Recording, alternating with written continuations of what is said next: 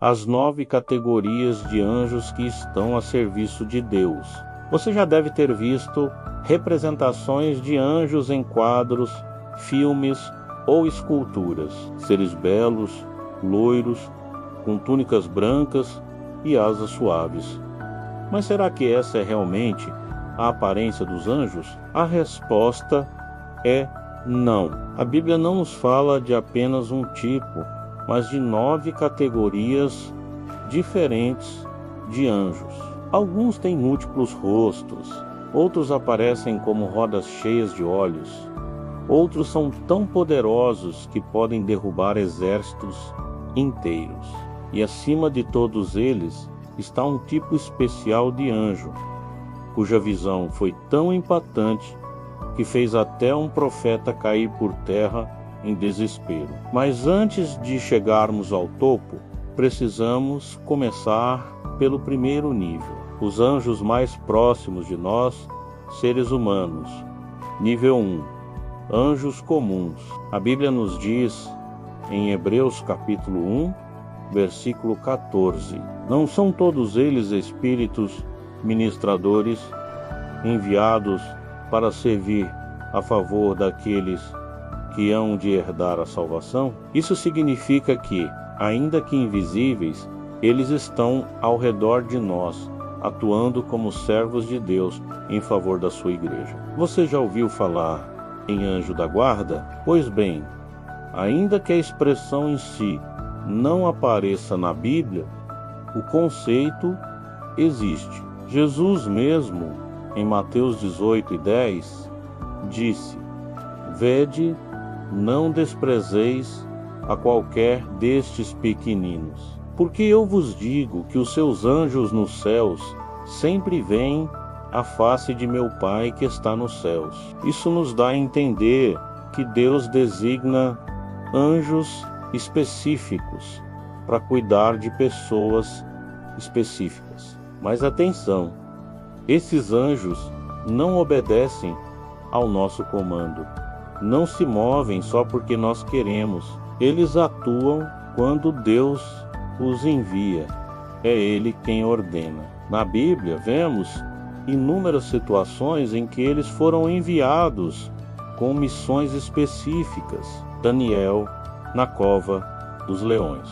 Foi um anjo quem fechou a boca das feras, como está escrito em Daniel capítulo 6, versículo 22.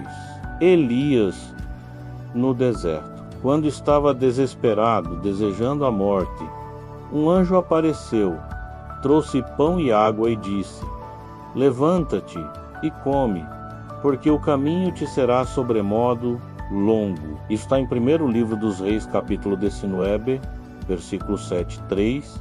Pedro na prisão. Em Atos dos Apóstolos, capítulo 12, um anjo apareceu no meio da noite, quebrou suas correntes e o tirou da prisão, conduzindo pelas ruas até a liberdade. Jesus no Getsêmani, em Lucas capítulo 22, versículo 43. Quando o Filho de Deus estava prestes a enfrentar a cruz, um anjo desceu do céu para fortalecê-lo. Esses exemplos mostram que eles têm poder real para proteger, livrar, consolar e até intervir no mundo físico. Mas apesar disso, existe uma advertência muito clara: nós não devemos adorá-los. Em Apocalipse capítulo 19, versículo 10, João caiu diante de um anjo para adorá-lo, mas ele o impediu imediatamente. Não faças tal. Sou teu conservo e de teus irmãos que têm o testemunho de Jesus. Adora a Deus. Ou seja, os anjos são soldados obedientes, não buscam glória para si mesmos. Os anjos são soldados obedientes, não buscam glória para si mesmos. Eles servem ao Senhor, executam ordens do trono, não dos homens.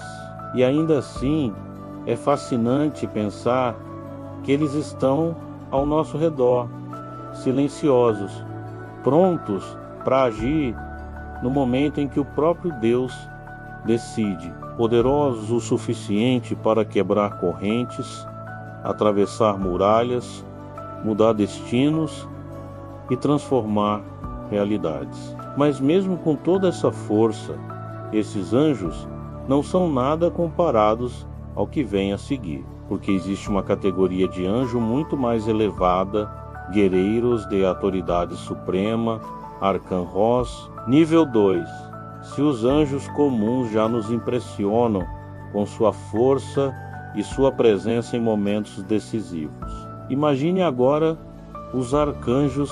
A palavra arcanjo significa literalmente anjo-chefe, ou seja, aquele que está acima dos demais anjos como um comandante de exército. E embora a tradição popular fale em vários arcanjos, a Bíblia só menciona um deles, claramente pelo nome, Miguel, na carta de Judas, capítulo 1, versículo 9. Está escrito: mas o arcanjo Miguel, quando contendia com o diabo e disputava a respeito do corpo de Moisés, não ousou pronunciar juízo de maldição contra ele, mas disse: o Senhor te repreenda. Perceba, Miguel não é apenas um anjo, mas o general supremo das tropas celestiais.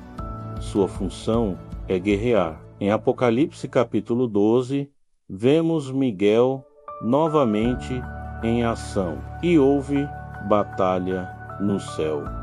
Miguel e os seus anjos batalhavam contra o dragão. E o dragão batalhava e os seus anjos, mas não prevaleceram, nem mais o seu lugar se achou nos céus. Aqui Miguel é descrito como o líder máximo, na luta contra o próprio Satanás, o dragão. Mas Miguel não é o único anjo destacado nas Escrituras. Também temos Gabriel, embora a Bíblia nunca o chame explicitamente de arcanjo. Gabriel aparece como mensageiro em momentos cruciais da história da salvação. Mensageiro em momentos cruciais da história da salvação. No livro de Daniel, capítulo 8, versículo 16, é Gabriel quem explica ao profeta a visão dos carneiros e dos bodes. Em Daniel, capítulo 9, versículo 22, novamente Gabriel aparece para dar entendimento sobre as 70 semanas proféticas. Para dar entendimento sobre as 70 semanas proféticas. No Evangelho de Lucas, capítulo 1, versículo 19, é Gabriel quem fala com Zacarias no templo, anunciando o nascimento de João Batista. E em Lucas, capítulo 1, versículo 26. É ele quem visita Maria para anunciar que ela conceberia e daria à luz a Jesus, o Filho do Altíssimo. Perceba o padrão. Enquanto Miguel aparece em contextos de batalha, Gabriel surge como mensageiro em momentos de revelação. Dois papéis diferentes, mas igualmente estratégicos. Miguel protege o povo de Deus com espada e poder, enquanto Gabriel comunica os planos de Deus com clareza e autoridade. O que tudo isso nos mostra? Que os arcanjos não aparecem por acaso. Eles não surgem em qualquer ocasião. Sua presença indica uma operação especial dos céus. Quando Miguel é enviado, é porque uma guerra espiritual de proporções cósmicas está em curso. Quando Gabriel é enviado, é porque a mensagem de Deus vai mudar a história da humanidade. E se os anjos comuns já são assustadores e poderosos, pense no peso que carrega a aparição de um arcanjo. Eles não vêm apenas para ajudar uma pessoa em dificuldade, mas para decretar destinos, mudar eras, abrir caminhos de redenção e, se necessário, enfrentar as forças mais sombrias do mal. Mas, mesmo diante do poder dos arcanjos, existe algo ainda mais profundo no mundo espiritual. Porque, se até agora vimos anjos que atuam no plano individual ou em operações grandiosas, o próximo nível lida com algo muito maior. Nações inteiras, impérios e povos.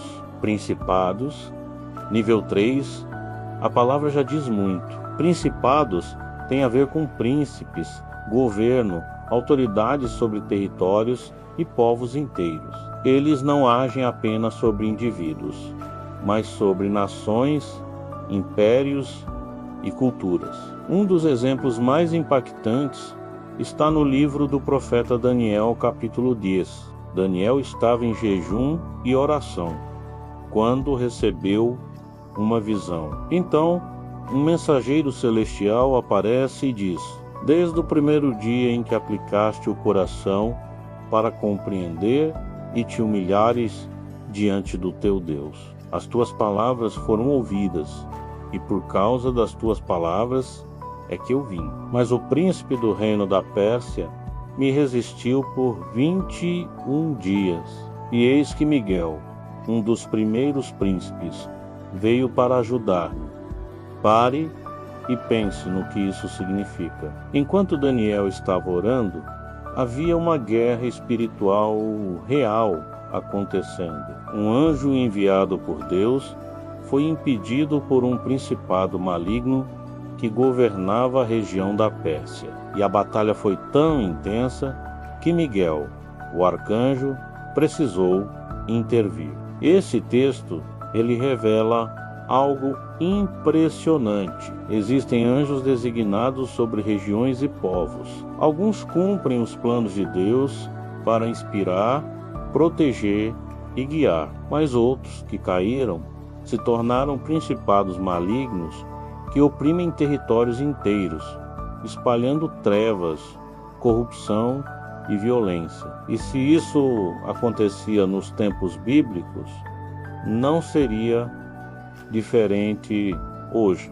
Por que será que algumas ideologias destrutivas nascem em certos países e se espalham com tanta força? Por que algumas regiões parecem resistir ao Evangelho por séculos, enquanto outras explodem em avivamentos repentinos? Será que não existem também forças espirituais atuando por trás das cortinas da história? O apóstolo Paulo parece confirmar isso quando escreve em Efésios capítulo 6, versículo 12: por que não temos que lutar contra carne e sangue, mas sim contra principados, contra potestades, contra os dominadores deste mundo tenebroso, contra as forças espirituais da maldade nas regiões celestes. Os principados, portanto, não são apenas figuras de linguagem. Eles são entidades reais,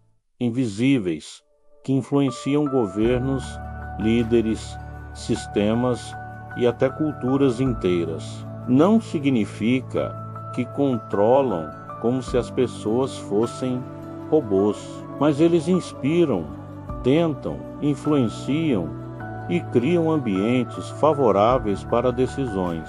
Sejam boas ou más, na Bíblia, podemos pensar em exemplos como o endurecimento do coração do faraó no Êxodo, embora tenha sido decisão dele. Havia uma influência espiritual que resistia ao propósito de Deus. O Império Babilônico, usado por Deus como juízo, mas também marcado por idolatria e opressão, o que sugere uma forte atuação de principados. O próprio Império Romano, que perseguiu os cristãos nos primeiros séculos, movido por forças que não eram apenas políticas, mas espirituais. E se olharmos para a história mais recente, podemos refletir ideologias que levaram à morte de milhões no século XX, regiões que vivem sob guerras intermináveis, nações que parecem mergulhadas em corrupção e injustiça, geração após geração. Será coincidência? Ou será que, assim como no livro de Daniel, Ainda existem principados malignos travando batalhas sobre povos inteiros? A Bíblia nos mostra que, acima de tudo, Deus continua soberano. Nenhum principado, por mais poderoso que seja, pode impedir o cumprimento do seu plano. Foi por isso que Miguel venceu na peste. Foi por isso que o Evangelho rompeu barreiras culturais e políticas ao longo dos séculos. Isso nos traz esperança. Ainda que existam principados das trevas, também existem principados fiéis a Deus, designados para guardar regiões, inspirar líderes e abrir caminho para o reino dos céus. Mas, se os principados já operam nessa escala, não pense que paramos por aqui, porque o próximo nível é ainda mais abrangente. Potestades, nível 4. Enquanto os principados atuam sobre nações, as potestades têm influência sobre a própria ordem espiritual e material do universo. Se os principados já nos impressionam com sua atuação sobre nações inteiras, prepare-se, porque agora subimos mais um degrau para algo ainda maior. As potestades, também chamadas de poderes. Os principados lidam com regiões, mas as potestades atuam em algo muito mais abrangente, a ordem espiritual e material de toda a criação. O apóstolo Paulo fala sobre elas em Colossenses, capítulo 1, versículo 16, porque nele foram criadas todas as coisas que há nos céus e na terra, visíveis e invisíveis, sejam tronos, sejam dominações, sejam principados, sejam potestades, tudo foi criado por ele e para ele. Perceba, Paulo não apresenta as potestades como lenda ou metáfora. Ele as inclui na lista das estruturas reais criadas por Deus, ou seja, elas existem desde o princípio, como parte da ordem espiritual invisível que sustenta o universo. A função das potestades fiéis, as potestades fiéis a Deus são como guardiãs cósmicas. Elas existem para que o caos espiritual não invada o mundo físico, para que a criação permaneça em equilíbrio. São elas que asseguram que os decretos de Deus se cumpram, que a justiça divina seja aplicada e que a harmonia estabelecida na criação não se perca. Por isso, muitos teólogos e escritores cristãos, ao longo da história, as descreveram como guerreiros com armaduras resplandecentes, mas com semblante sereno, não apenas prontos para guerrear, mas também para manter a paz que vem do trono de Deus. Podemos pensar nas potestades como sentinelas espirituais que, mesmo sem serem vistas, estão constantemente atuando para que o cosmos não se desfaça em caos. A corrupção das potestades, mas assim como aconteceu com principados, algumas potestades caíram. E quando isso aconteceu, seu papel original foi distorcido. Em vez de preservar a ordem, passaram a espalhar o caos. Em vez de sustentar a justiça, passaram a promover trevas e destruição. É por isso que Paulo alerta em Efésios capítulo 6, versículo 12, que a nossa luta não é contra carne e sangue, mas contra principados e potestades. Isso nos mostra que a batalha da fé não é apenas contra tentações individuais, mas contra estruturas espirituais que tentam corromper até mesmo a ordem estabelecida por Deus. Exemplos na Bíblia, na história bíblica, ainda que o termo potestades nem sempre seja detalhado, vemos indícios de sua atuação. No livro de Jó, Quando Satanás recebe permissão para tocar nos bens e na saúde de Jó, há uma batalha envolvendo a ordem do mundo físico. Ali, vemos como forças espirituais têm poder para interagir com a criação. Em Daniel, quando anjos guerreiros enfrentam principados, é provável que as potestades também estivessem envolvidas, pois o conflito ultrapassava fronteiras humanas. Em Romanos, capítulo 8, versículo 38, Paulo escreve algo que nos dá esperança, porque estou certo de que nem a morte, nem a vida, nem os anjos, nem os principados, nem as potestades, nada poderá nos separar do amor de Deus, que está em Cristo Jesus, nosso Senhor. Isso é poderoso. Mesmo que existam potestades, mesmo que algumas tenham se corrompido, elas não podem quebrar o elo entre Deus e os seus filhos. Às vezes, quando olhamos para o mundo, parece que tudo está à beira do colapso. Crises globais, desastres, violência e guerras. Mas a Bíblia nos lembra que não é o caos quem governa o universo, mas o Senhor. As potestades fiéis continuam atuando, impedindo que a maldade ultrapasse os limites.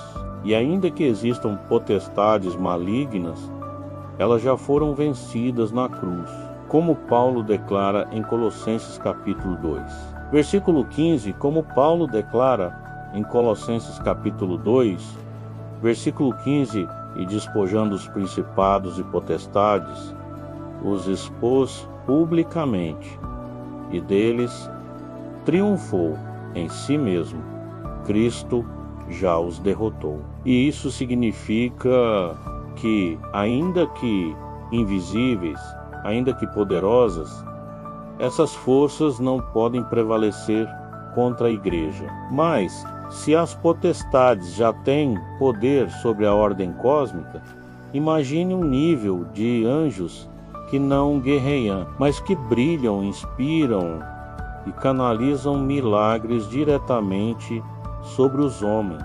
É isso que veremos agora, ao subir mais um degrau na hierarquia celestial, virtudes. Nível 5, o nome já nos dá uma pista. Virtudes estão ligadas à força, poder e manifestação visível da glória de Deus na tradição cristã. Acredita-se que as virtudes sejam os anjos que canalizam o poder sobrenatural de Deus em milagres.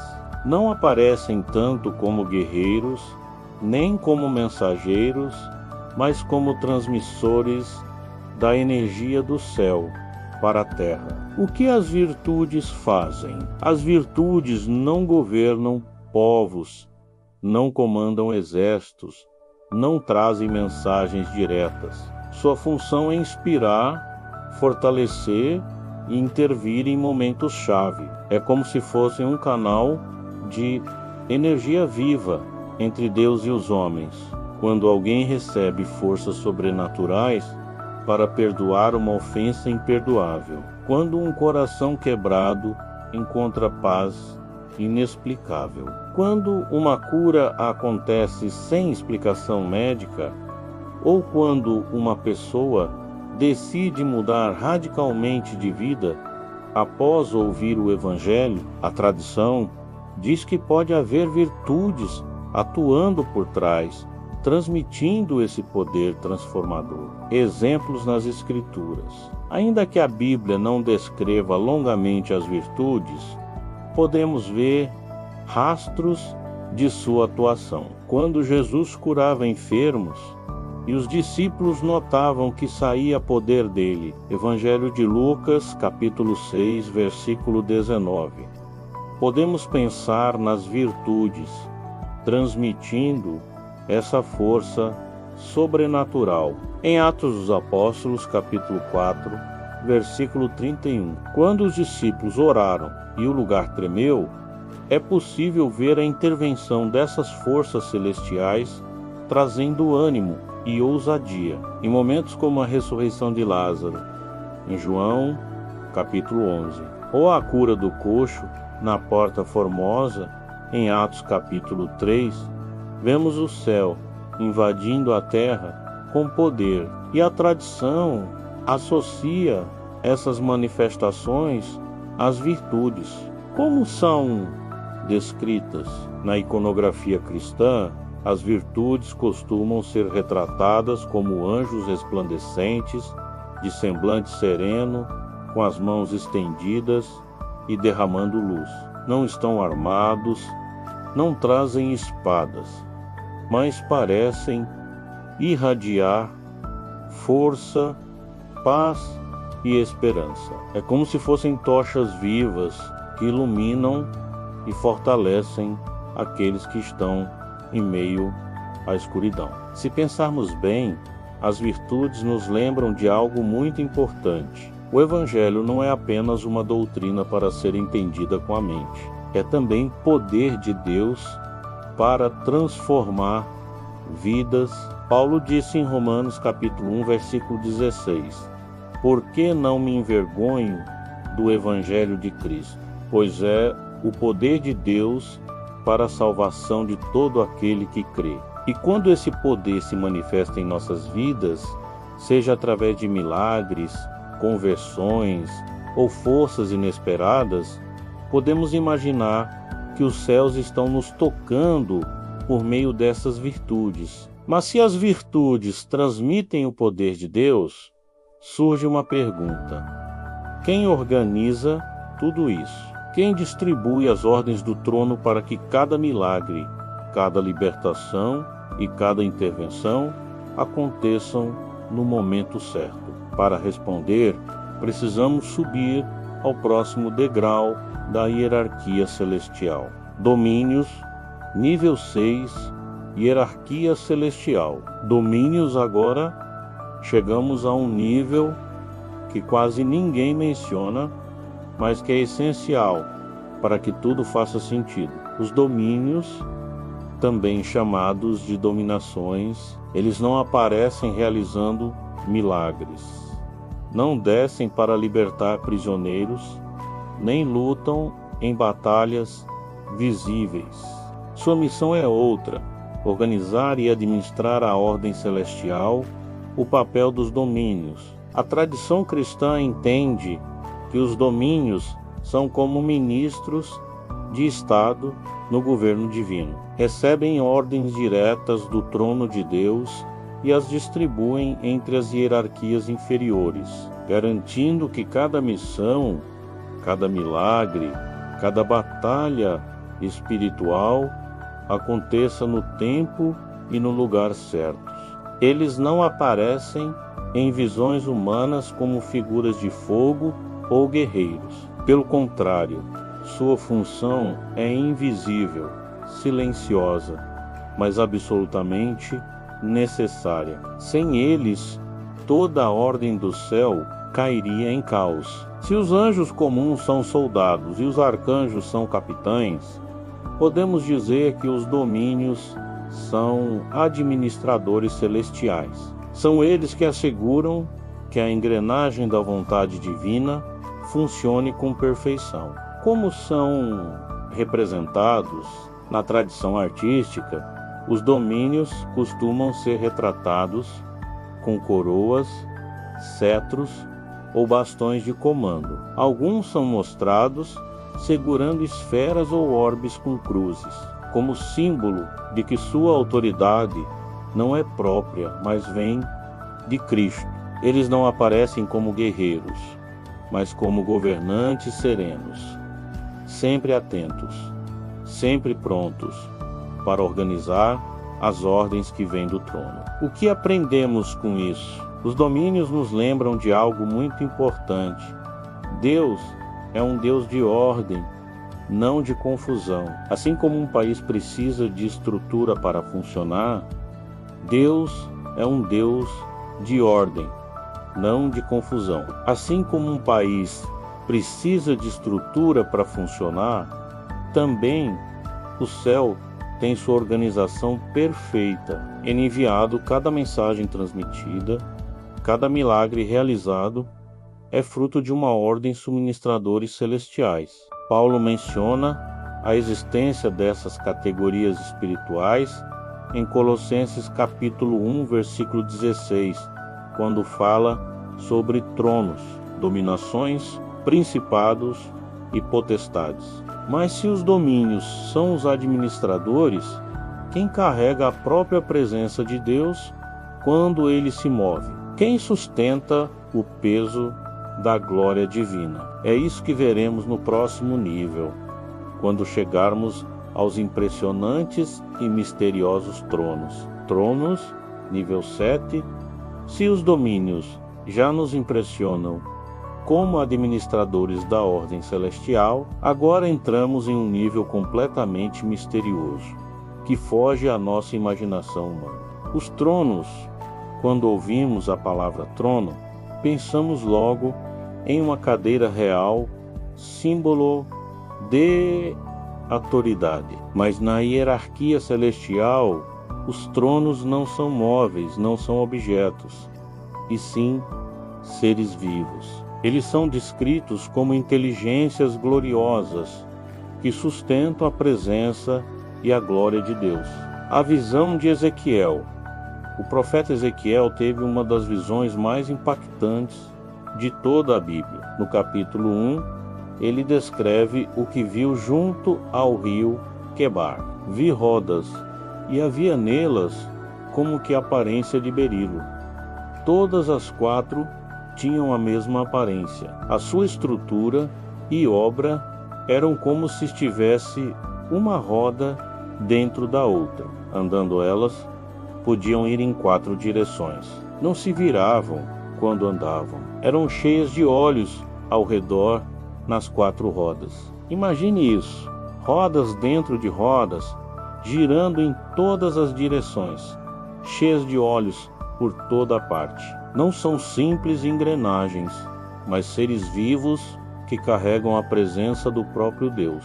Mais adiante, em Ezequiel capítulo 10, o profeta volta a ver os mesmos seres e os identifica claramente, e conheci que eram querubins.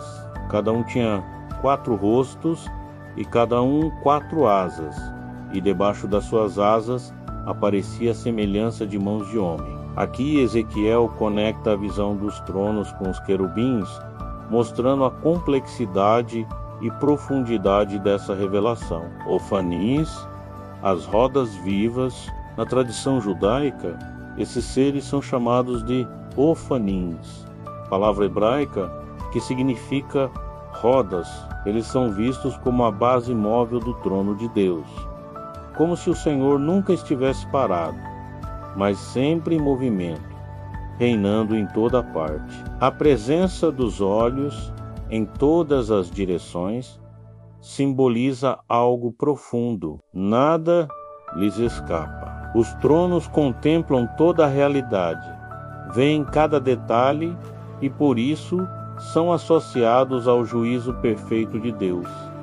Quando o Senhor julga, os tronos estão lá, garantindo que cada sentença seja justa, que nada fique oculto. Que cada sentença seja justa, que nada fique oculto. Representações artistas ao longo da história tentaram retratar os tronos, mas quase sempre sem sucesso, porque é impossível traduzir em imagens algo tão grandioso. Alguns os pintaram como rodas flamejantes, outros como estruturas cósmicas cheias de olhos.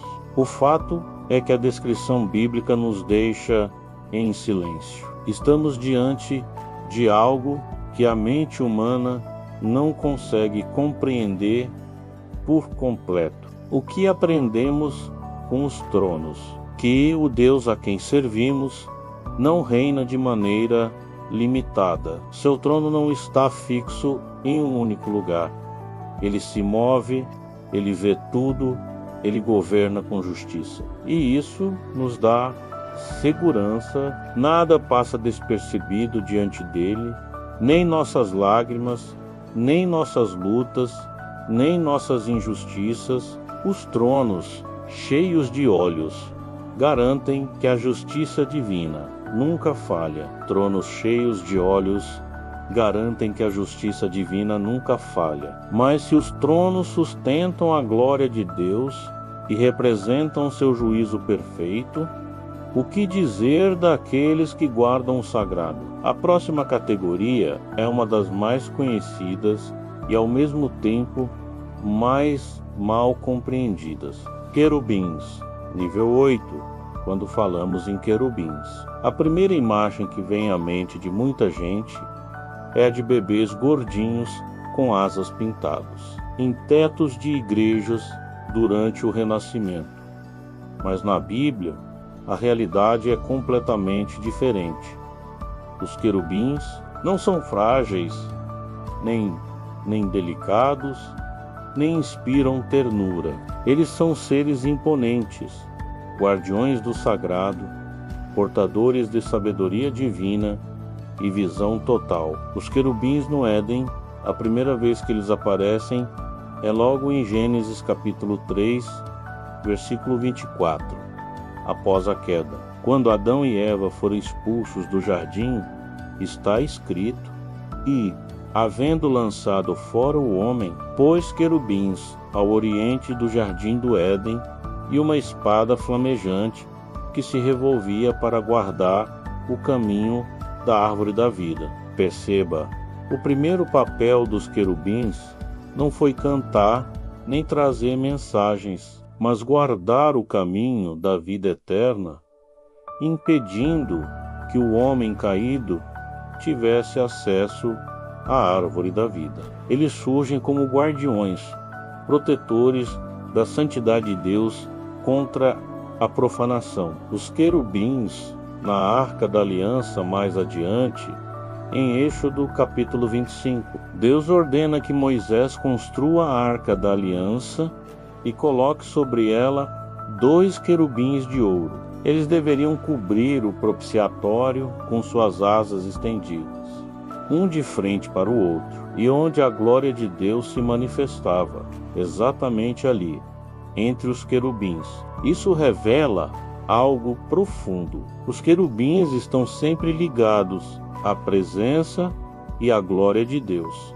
Eles não são apenas guardiões, mas canais de revelação, símbolos de que o Santo dos Santos é um lugar inacessível, sem a mediação do próprio Senhor. A visão de Ezequiel, capítulo 1 e capítulo 10, descrevem os querubins com detalhes que chegam a nos assustar. Eles têm 4 rostos: de homem, de leão, de boi e de águia. Cada um deles tem 4 asas.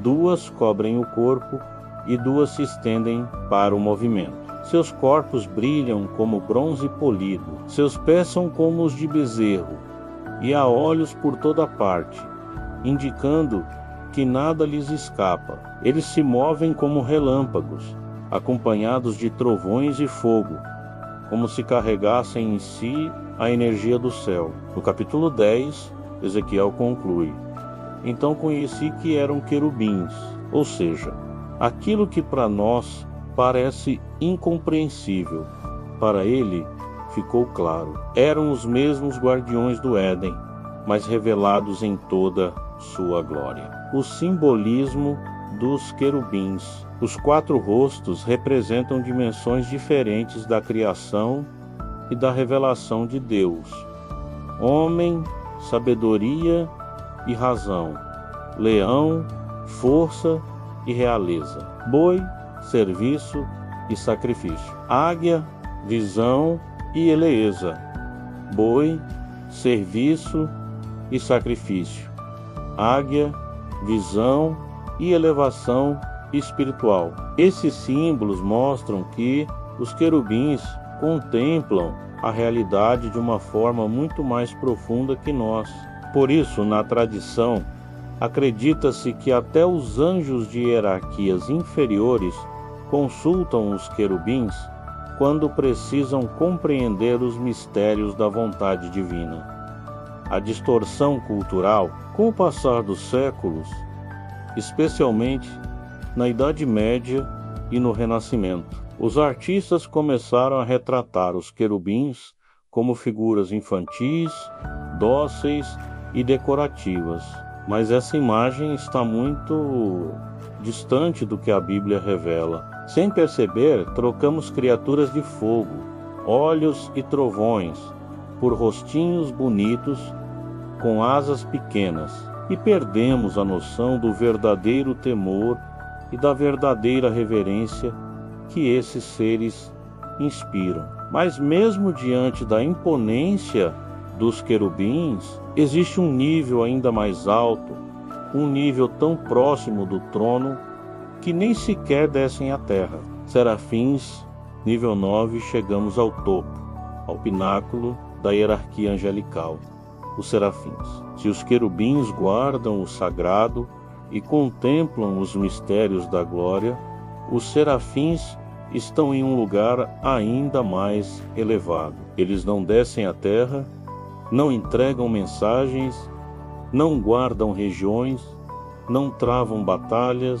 Sua função é única e absoluta: permanecer diante do trono de Deus, ardendo em adoração por toda a eternidade.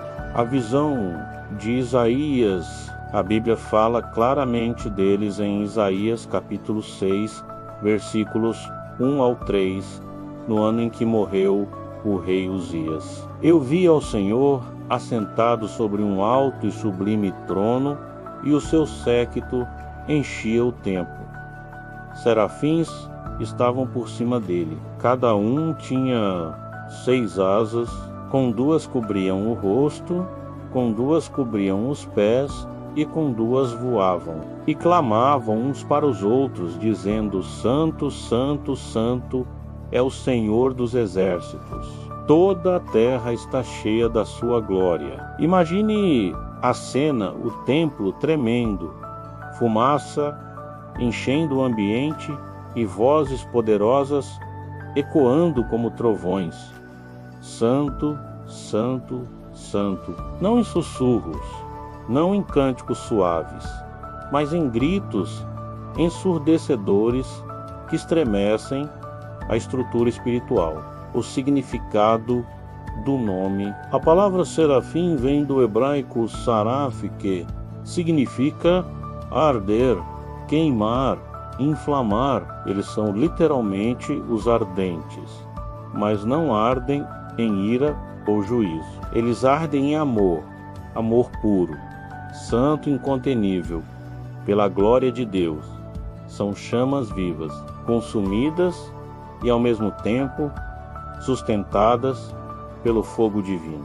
O impacto em Isaías. Ao contemplar os serafins, o profeta não resistiu, ele caiu por terra e exclamou em Isaías capítulo 6, versículo 5: Ai de mim, estou perdido, porque sou um homem de lábios impuros e habito no meio de um povo de impuros lábios, e os meus olhos viram o Rei, o Senhor dos exércitos. A santidade de Deus, revelada pelos serafins, é tão avassaladora que expõe imediatamente a pequenez e a impureza do homem. Mas veja o que acontece. Um dos serafins voa até Isaías, trazendo uma brasa viva do altar, e toca os seus lábios.